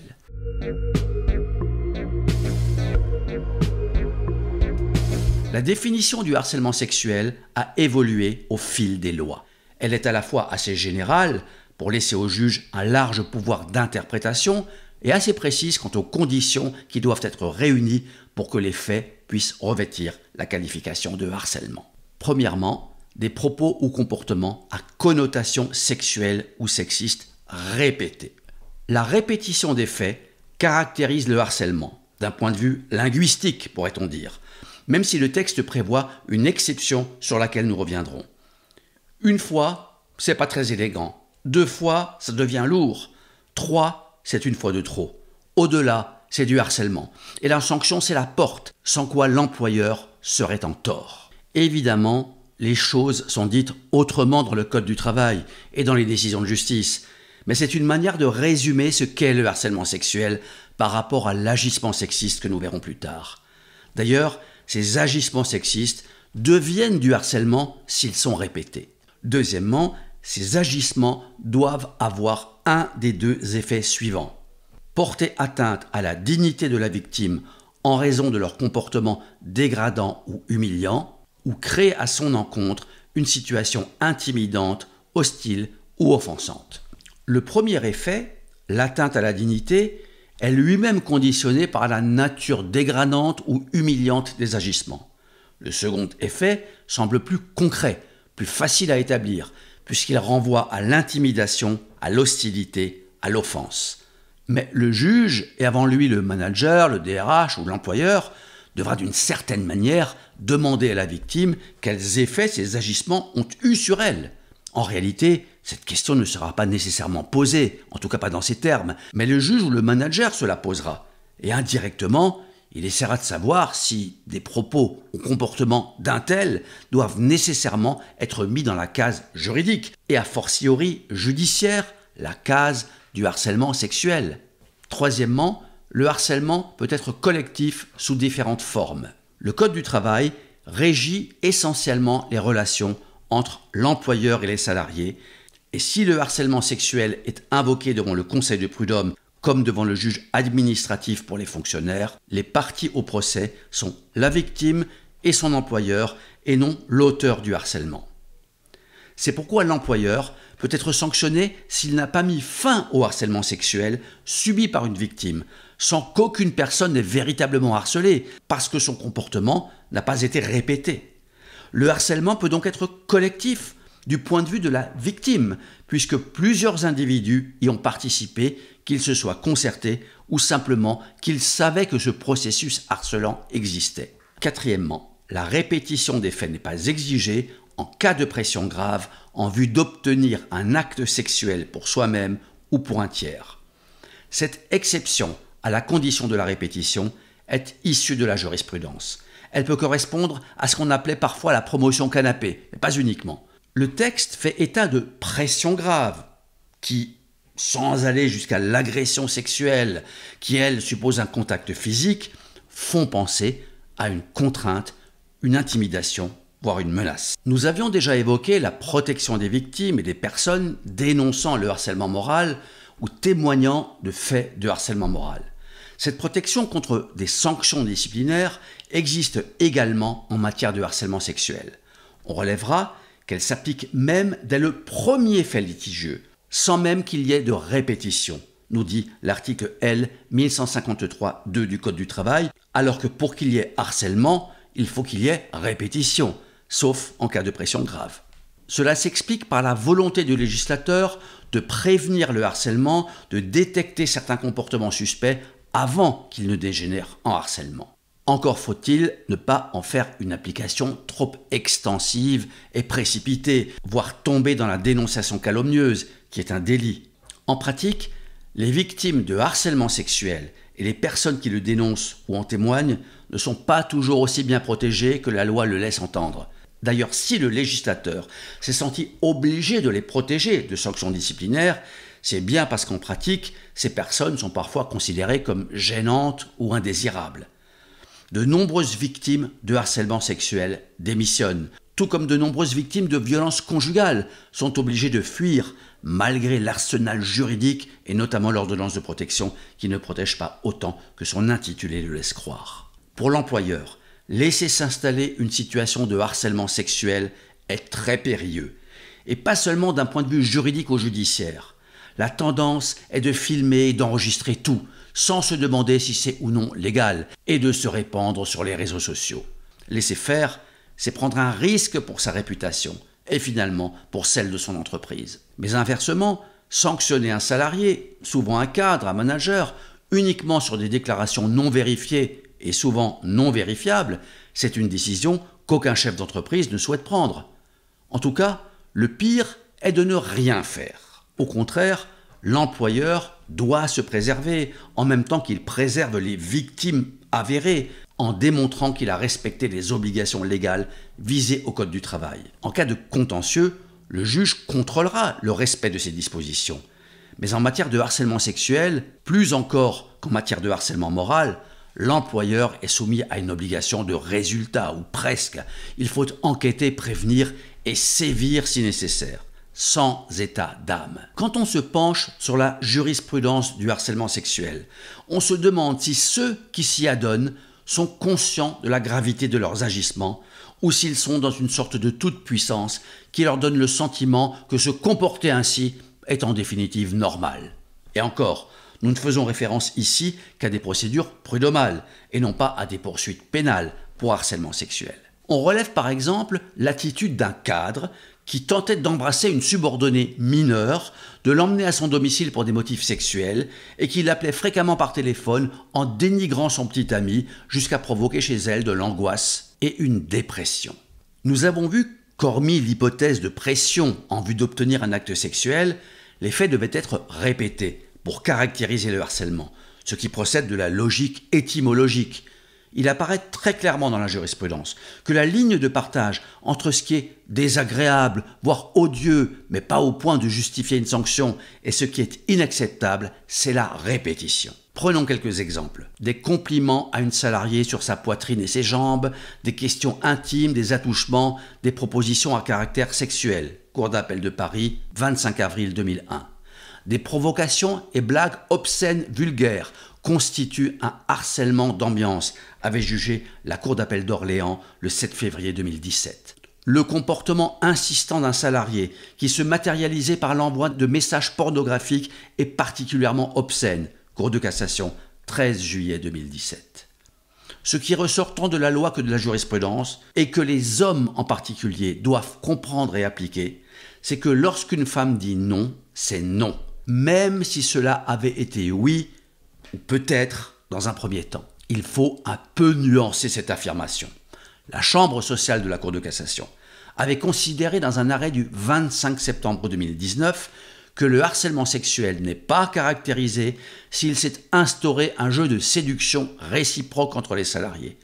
Mais une fois que la réciprocité a pris fin sans ambiguïté, l'homme qui persistera dans son attitude entrera dans un processus harcelant. En droit, il n'est pas exclu que la victime soit un homme sexuellement harcelé par une femme. Disons que ces hypothèses n'encombrent pas les tribunaux, même si cela existe, tout comme il existe de la violence conjugale perpétrée par des femmes. On trouve quelques cas de victimes masculines dans le cadre d'une relation homosexuelle, mais l'immense majorité des conflits concernent bien un homme harcelant une femme. Le harcèlement moral ou sexuel n'est pas l'hypothèse de risque psychosocial la plus fréquente, mais elle est l'une des plus graves et des plus insupportables. Elle impose une réaction immédiate de l'employeur, qui ne peut pas se contenter de diligenter une enquête en collaboration avec le CSE ou de muter l'auteur, comme l'avait rappelé la Cour de cassation dans un arrêt du 17 décembre 2017. Le même arrêt rappelait que l'employeur doit prendre en amont toutes les mesures de nature à prévenir le harcèlement sexuel, notamment par le biais de l'information et de la formation des salariés. Le problème, c'est que l'enquête se limite souvent à écouter des récits contradictoires des protagonistes. Cela nous renvoie à la constitution de la preuve, à laquelle nous allons bientôt nous intéresser en détail. En guise de synthèse et de conclusion sur le harcèlement sexuel au travail, au regard de la définition dans le Code du travail et de la jurisprudence qui en découle, nous pouvons en déduire que d'abord, l'élément intentionnel n'est pas exigé. Ensuite, que des agissements sexistes répétés peuvent constituer du harcèlement. Le défaut de consentement de la victime est un élément d'appréciation important, même s'il n'est pas exigé d'elle qu'elle manifeste expressément son refus. Le harcèlement peut être individuel ou collectif, avec ou sans concertation. L'auteur n'est pas nécessairement l'employeur ou un supérieur. Il peut même être externe à l'entreprise, un prestataire, un client. La victime doit être protégée par son employeur. Le harcèlement peut se traduire en comportement, en gestes, en propos, en pression. Dans ce dernier cas, la répétition n'est pas exigée. Le harceleur doit être sanctionné, le harcèlement sexuel étant une faute grave. Une petite remarque, l'identité sexuelle, l'identité de genre et la transsexualité sont protégés contre la discrimination à l'article L. 1132-1 du Code du travail. Tout comme le harcèlement moral, le harcèlement sexuel figure aussi au Code pénal dans les mêmes termes que dans le Code du travail. Je rappelle que nous verrons un peu plus loin dans cette formation pourquoi et comment la victime va orienter ses démarches judiciaires vers la procédure prud'homale ou vers la procédure pénale, principalement selon ce qu'il en attend.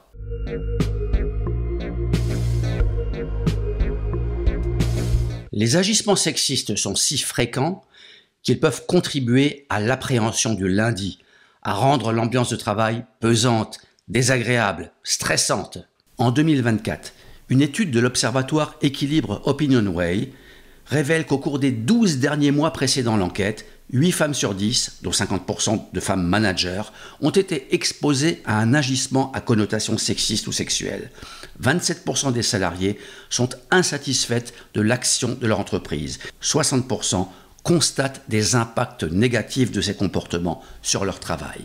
La prohibition des comportements sexistes au travail fut introduite dans le Code du travail en 2015, la loi du 17 août 2015, soit 3 ans avant qu'elle ne le fût dans le Code pénal, avec un degré de gravité supérieur dans le Code pénal, puisque ce code sanctionne non pas les agissements sexistes, mais l'outrage sexiste. Voyons d'abord ce que dit le Code du travail. L'article L. 1142.2.1 nous dit que nul ne doit subir d'agissement sexiste, défini comme tout agissement lié au sexe d'une personne, ayant pour objet ou pour effet de porter atteinte à sa dignité ou de créer un environnement intimidant, hostile, dégradant, humiliant ou offensant. Pour le dictionnaire Larousse, le sexisme est une attitude discriminatoire fondée sur le sexe. Mais le Code du travail consacre d'autres dispositions à la discrimination, notamment à l'article L 1132-1, des dispositions qui ne sont d'ailleurs que la transposition dans le droit national de directives européennes. Si le sexisme, ou en l'espèce l'agissement sexiste, n'est ni de la discrimination ni du harcèlement, qu'est-il ? Le sexisme peut viser une personne, en l'occurrence un salarié, un genre, les femmes le plus souvent, ou une catégorie comme les homosexuels ou les transgenres.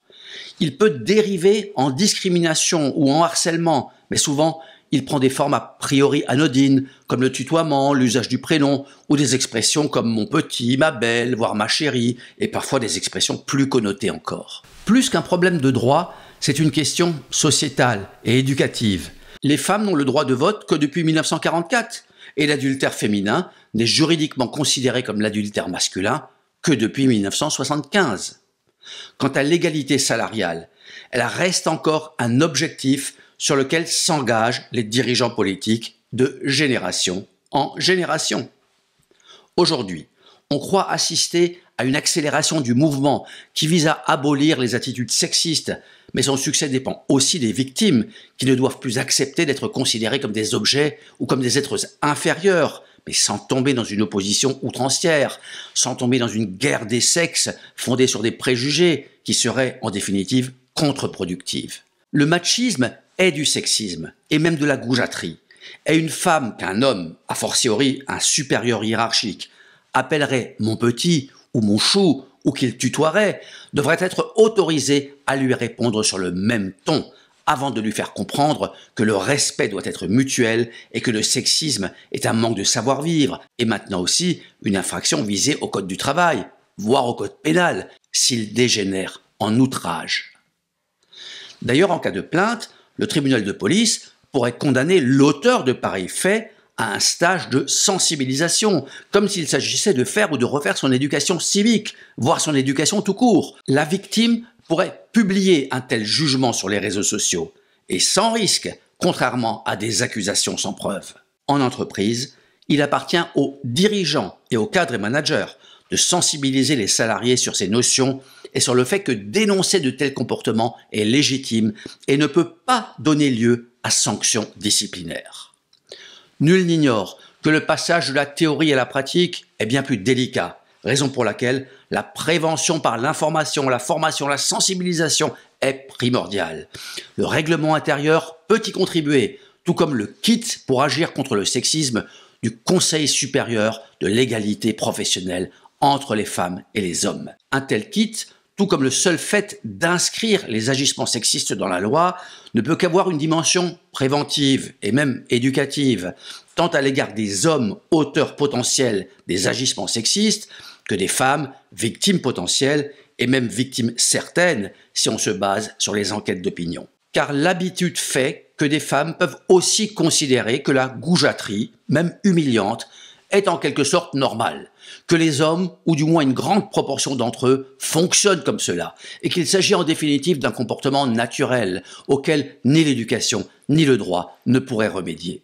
Le kit évoqué donne des exemples d'agissements sexistes qui ne vont pas nécessairement dans le sens d'une séduction vulgaire. En voici quelques-uns.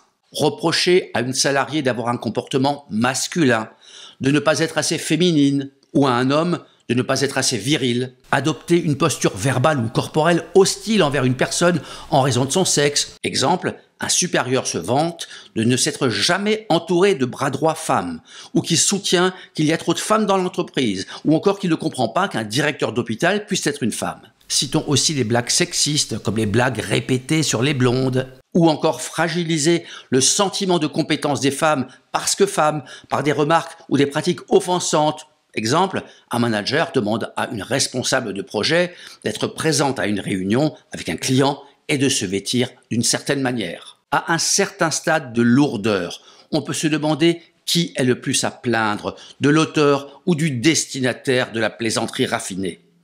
sauf bien entendu si ces comportements se répètent, ce qui les rapprocherait du harcèlement. Le mépris peut aussi être une réponse. Parfois, il faut prendre ça de qui ça vient, tout simplement, et pas nécessairement faire monter la mayonnaise, a fortiori par un procès.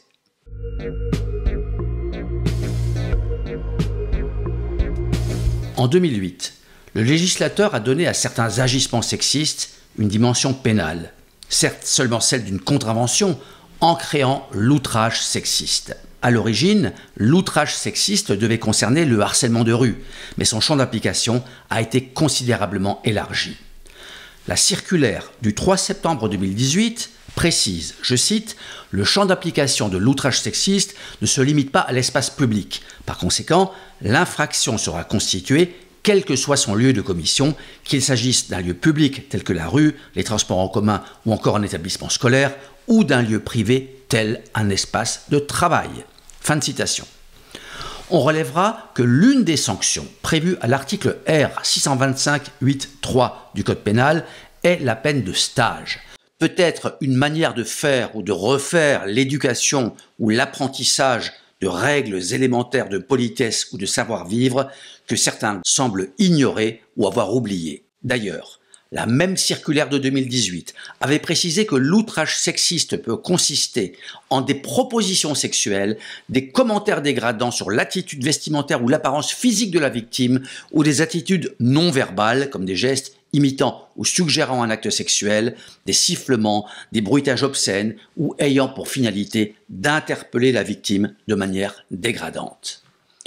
Tout comme les agissements sexistes, l'outrage sexiste au travail peut être une source de risque psychosocial, ce qui renvoie à l'obligation de l'employeur de le prévenir et d'y remédier, notamment en sanctionnant son auteur.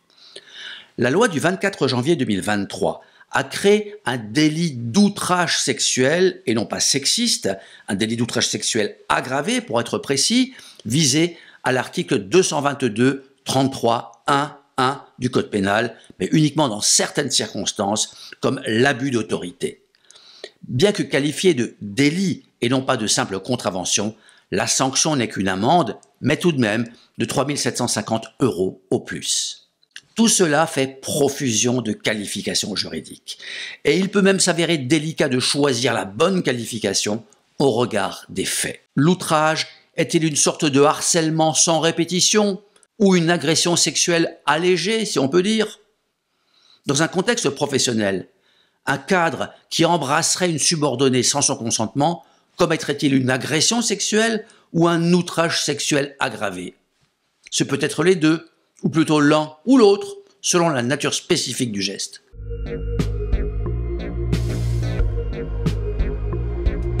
C'est en général la victime de harcèlement, ou qui se prétend victime, qui a la main et qui va décider dans quelle direction elle va. Ce qui suppose qu'elle soit bien informée ou accompagnée, et pas incitée à faire du contentieux. Nous avions aussi évoqué la tentation de briser le plafond des indemnités de licenciement en invoquant le harcèlement au prud'homme. C'est parfaitement légitime s'il y a vraiment eu harcèlement. Et comme on l'a dit, c'est de bonne guerre vu du côté du salarié et de son avocat. Mais il y a quelques petites choses que le salarié doit savoir avant de dénoncer le harcèlement ou le sexisme, a fortiori s'il le fait en justice. D'abord, le procès peut durer très longtemps, surtout s'il y a des recours, si on fait appel, voire si on se pourvoit en cassation. Parfois, il faut le faire, mais le meilleur procès reste celui que l'on ne fait pas, celui que l'on évite.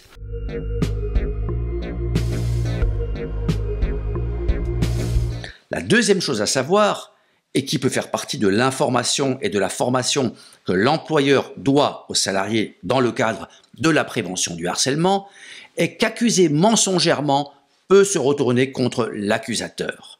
Mais accuser sans preuve est également dangereux et peut aussi se retourner contre l'accusateur, ce qui est particulièrement navrant si l'accusateur est réellement victime. C'est pourquoi la question de la preuve est si importante, comme nous le verrons un peu plus loin dans cette vidéo. Nous avons vu dans cette formation ce qu'étaient dans la loi les comportements harcelants et sexistes. Et nous avons vu que de nombreuses procédures échouaient, soit faute de preuves de la victime, soit parce que son ressenti ne correspondait pas à la définition des incriminations dans le Code du travail ou le Code pénal. La victime qui accuse n'a pas le sentiment, ni même l'intention de mentir. Elle croit qu'elle subit quelque chose qui peut être très pénible, voire répréhensible, mais qui n'est pas forcément du harcèlement moral ou sexuel, ce dont elle accuse un collègue, un manager ou son employeur. Accuser mensongèrement ou accuser sans preuve, cela peut constituer de la dénonciation calomnieuse visée à l'article 226-10 du Code pénal. Harceler, c'est grave. Accuser mensongèrement quelqu'un de harcèlement, c'est très grave aussi. A fortiori s'il s'agit de harcèlement sexuel, car ça va impacter la vie familiale et sociale de la personne mise en cause. Il est vrai que si vous déposez plainte pour dénonciation calomnieuse, vous n'avez aucune certitude que la plainte ne soit pas classée sans suite. Et si une suite lui est donnée, l'auteur encourt quelques mois d'emprisonnement avec sursis et une amende de quelques milliers d'euros au plus, sauf si les circonstances ont été dramatiques ou en cas de récidive ou de multirécidive. Et encore, on sait que nous avons en France d'énormes problèmes d'exécution des peines. Donc ces sanctions sont très théoriques, mais on pourrait dire la même chose de poursuites pénales pour harcèlement, notamment moral. La dénonciation calomnieuse, c'est mentir auprès d'une personne qui peut sanctionner. Si je suis salarié et que je dis à un collègue que je suis harcelé et que c'est un mensonge, ce n'est pas très sympathique, mais ce n'est pas véritablement de la dénonciation calomnieuse au sens du code pénal. Par contre, si l'accusation est portée à un manager, un cadre, à l'employeur de manière générale ou à l'inspection du travail, elle peut revêtir la qualification de dénonciation calomnieuse. Et comme déjà dit, mais jamais assez, il n'est pas toujours possible de distinguer l'accusation mensongère de l'accusation sans preuve. Notons que le second alinéa de l'article 226-10 précise que si je dépose plainte, par exemple pour harcèlement moral ou sexuel, qu'il est donné suite à la plainte, mais que le juge d'instruction, s'il y a instruction, rend une ordonnance de non-lieu, ou si le tribunal correctionnel rend un jugement de relax, en gros si l'accusé est innocenté, le délit de dénonciation calomnieuse est automatiquement constitué. C'est l'histoire de l'arroseur arrosé, et donc prudence et vigilance avant d'accuser.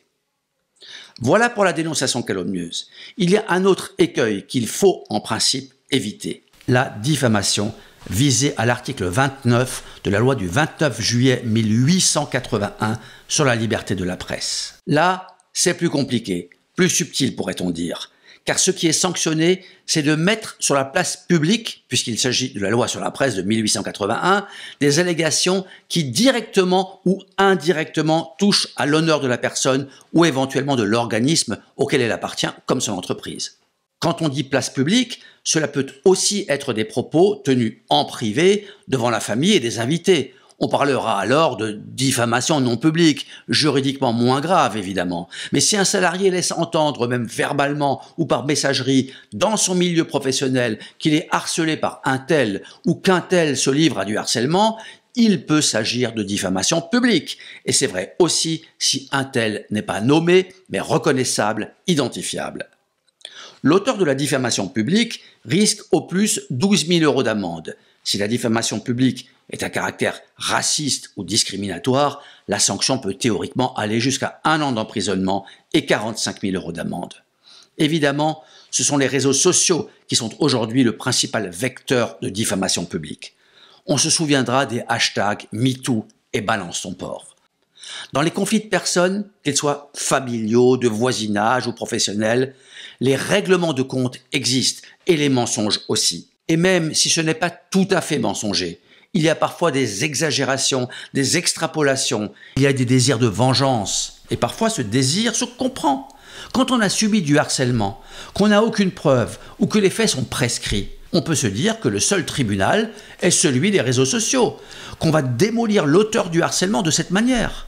Mentir ou accuser sans preuve, c'est presque pareil juridiquement. Mais l'éventuelle condamnation pour diffamation sera modérée et discrète, alors que l'accusation publique de harcèlement, surtout sexuel, aura démoli la personne mise en cause, ruiné sa carrière, détruit sa famille.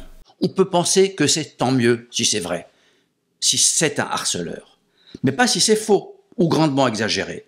Calomnier, il en restera toujours quelque chose. Pour le chef d'entreprise ou le cadre responsable, il faut éteindre l'incendie avant qu'il se propage. Nous avons vu que le Code du travail l'impose, tout comme il impose de faire de la prévention. Mais ne pas éteindre l'incendie, ne pas mettre fin au harcèlement ou aux accusations mensongères de harcèlement, c'est prendre un risque qui va bien au-delà de la sanction judiciaire, même pénale. C'est la réputation et l'image de l'entreprise et de son dirigeant qui peuvent être gravement entachés. Cette mise en garde étant faite, voyons ce que peut faire la victime et quelles peuvent être les conséquences de ces démarches. Nous avons déjà insisté sur l'obligation de l'employeur de prévenir et de traiter, d'enquêter et de sanctionner. Nous avons aussi dit qu'il pouvait organiser une médiation en cas de harcèlement moral, mais pas sexuel. Ce que nous allons voir maintenant, c'est pourquoi ces comportements sont à la fois dans le Code du travail et celui de la fonction publique, et aussi dans le Code pénal, et quelles sont les spécificités des voies prud'homales et pénales. Commençons par le Conseil de prud'homme, en sachant que le tribunal administratif sera compétent pour les agents publics.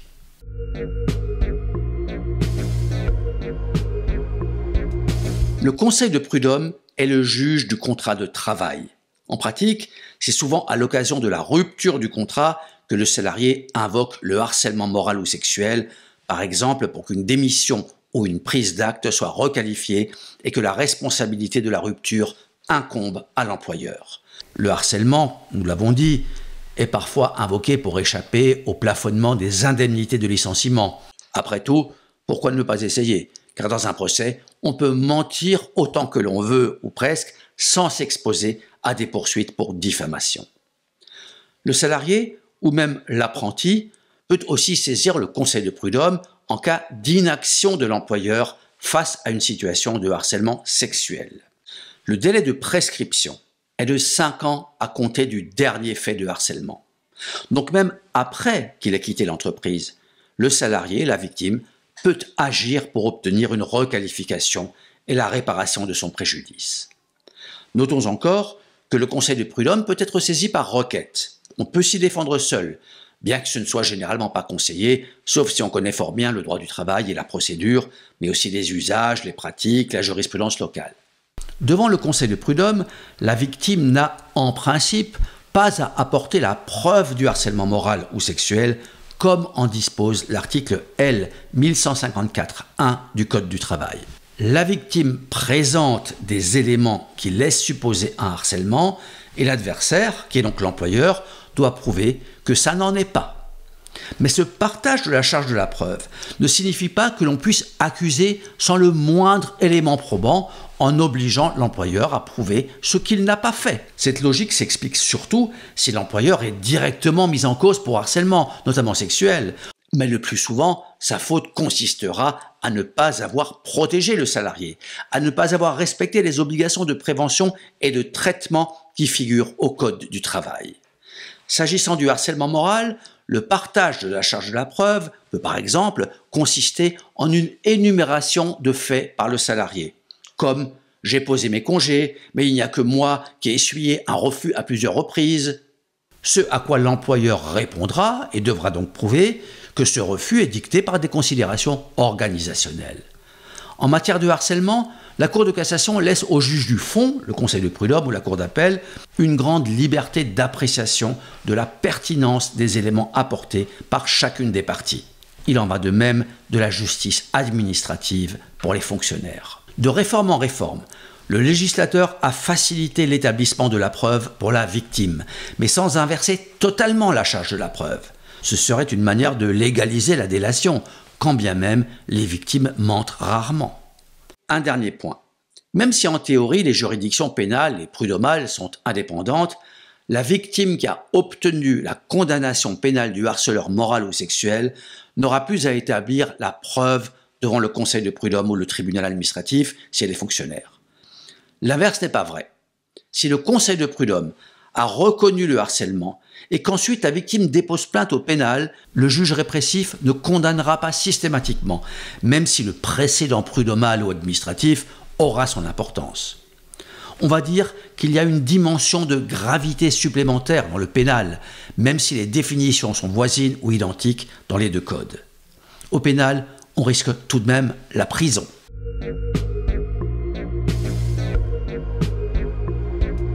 Nous avons vu que le Conseil de prud'homme ou le tribunal administratif juge le litige entre employeurs et salariés. À l'inverse, la procédure pénale vise à faire condamner personnellement l'auteur d'une infraction pénale ou éventuellement l'entreprise en tant que personne morale, comme ça s'est déjà vu suite à un harcèlement moral organisé par la direction pour dégraisser, autrement dit pour réduire la masse salariale sans payer trop d'indemnités. Contrairement à une décision du Conseil de prud'homme, la condamnation pénale du harceleur ne va pas directement impacter le contrat de travail. Le tribunal correctionnel condamne le harceleur à une amende, éventuellement à une peine d'emprisonnement, assortie ou non du sursis, ou à une peine alternative. Si la victime se constitue partie civile, elle peut demander des dommages-intérêts en réparation de son préjudice, comme elle le ferait au prud'homme. En revanche, le juge pénal ne va ni annuler un licenciement, ni requalifier une démission. Dans une procédure pénale, il n'y a pas de partage de la charge de la preuve, comme cela existe au prud'homme. C'est donc au plaignant de prouver le harcèlement, ou au moins d'avoir assez d'éléments pour que la preuve puisse ressortir d'une éventuelle enquête ou d'une instruction. En revanche, la victime peut utiliser dans une procédure pénale une méthode qui n'est en général pas recevable devant le conseil de prud'homme ou le juge administratif. Pour prouver un délit, et le harcèlement en est un, il est possible de filmer ou d'enregistrer l'auteur des faits à son insu. Inversement, ce procédé est admis pour prouver son innocence. Nous disions en général car on constate une inflexion de la jurisprudence confirmée par la Cour de cassation en matière de harcèlement moral par un arrêt du 10 juillet 2024. Et on constate la même tendance en matière de violence conjugale pour obtenir une ordonnance de protection du juge aux affaires familiales. Filmer quelqu'un à son insu est illégal et une telle preuve est donc déloyale ou illicite. Ce comportement est même passible de sanctions pénales car il s'agit d'une violation de la vie privée. Nous avons déjà dit qu'en matière pénale, on peut tout de même prouver un délit ou un crime de cette manière, à condition de ne pas se livrer à une provocation ou une mise en scène. Mais ce qui est nouveau, c'est que c'est désormais aussi possible devant une juridiction civile, comme l'est le Conseil de prud'homme. Et ce qui est vrai pour le harcèlement moral le sera certainement pour le harcèlement sexuel. La preuve est donc déloyale et illicite, mais tout de même recevable. Comment expliquer juridiquement ce tour de passe-passe ? Les juges doivent motiver méticuleusement leur décision pour ne pas qu'elle constitue une violation du droit à la vie privée ou du droit au procès équitable sacralisé par la Convention européenne des droits de l'homme. Deux conditions doivent être réunies. D'abord, l'enregistrement vidéo, voire audio, bien que l'audio soit plus facile à bidouiller, doit être indispensable parce qu'il est impossible de prouver les faits autrement. Ensuite, il faut que l'atteinte au droit, la vie privée notamment, soit strictement proportionnée au but poursuivi. Donc il ne faut surtout pas enregistrer en continu, mais essayer de déclencher l'enregistreur au moment opportun, ou dans un lieu où le fait, ici le harcèlement, est particulièrement susceptible d'être commis. Donc juste ce qu'il faut, quand il faut, ce qui n'est pas évident en pratique. Ce qui vaut pour la victime de harcèlement vaut aussi pour l'employeur. Éventuellement pour prouver qu'il est harcelé, ça existe aussi, mais aussi pour prouver d'autres méfaits d'un salarié. En 2024, la Cour de cassation avait validé le licenciement d'une salariée filmée en train de voler des produits sur son lieu de travail. La preuve était illicite, car l'employeur avait utilisé son installation de vidéosurveillance sans démarche préalable obligatoire, en particulier informer les salariés. Mais il ne pouvait pas prouver autrement. On remarquera que si le Conseil de prud'homme est une juridiction civile et non pénale, le harcèlement ou le vol sont des délits. On peut là aussi faire l'analogie avec la violence conjugale. Le juge aux affaires familiales n'est pas un juge pénal, mais la violence qui permet à ce juge de délivrer à la victime une ordonnance de protection est un délit également passible de poursuite et de sanctions pénales.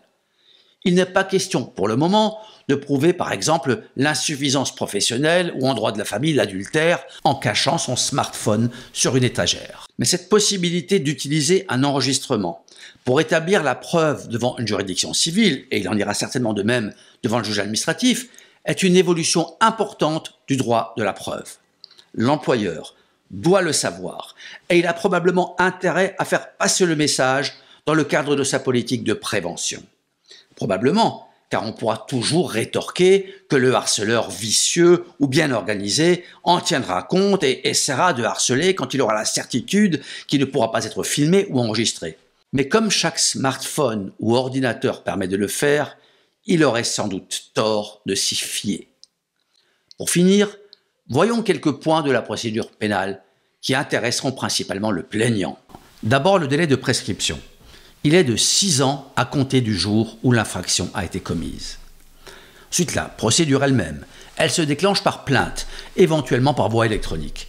Si le procureur donne suite, la victime peut se constituer partie civile pour demander réparation de son préjudice, au plus tard à l'audience, devant le tribunal correctionnel ou la chambre correctionnelle du tribunal judiciaire. Sans réponse du procureur, 3 mois après le dépôt de la plainte ou en cas de classement sans suite, la victime peut déposer une nouvelle plainte, cette fois avec constitution de partie civile. Cela donne généralement lieu à une instruction, au terme de laquelle le juge d'instruction rend une ordonnance de non-lieu ou de renvoi devant le tribunal. Si la preuve est rapportée avec certitude, tant en ce qui concerne la matérialité des faits que l'identité de leur auteur, la victime peut envisager une citation directe devant le tribunal correctionnel, plus rapide qu'une procédure déclenchée par plainte. L'avocat n'est théoriquement pas obligatoire, mais fortement conseillé. Le choix entre la procédure pénale et la procédure prud'homale, ou celui d'engager les 2 démarches simultanément ou successivement, dépend par conséquent d'un ensemble d'éléments. Les preuves, le fait de travailler encore ou non dans l'entreprise, ou d'avoir l'intention d'y rester ou d'y retourner, plus généralement, l'objectif recherché. C'est un choix lourd de conséquences, et il est préférable de s'adjoindre les services d'un avocat avant de prendre une décision. Voilà, j'espère que cette vidéo, cette formation, aura répondu à l'essentiel de vos attentes. Merci de votre écoute et à bientôt.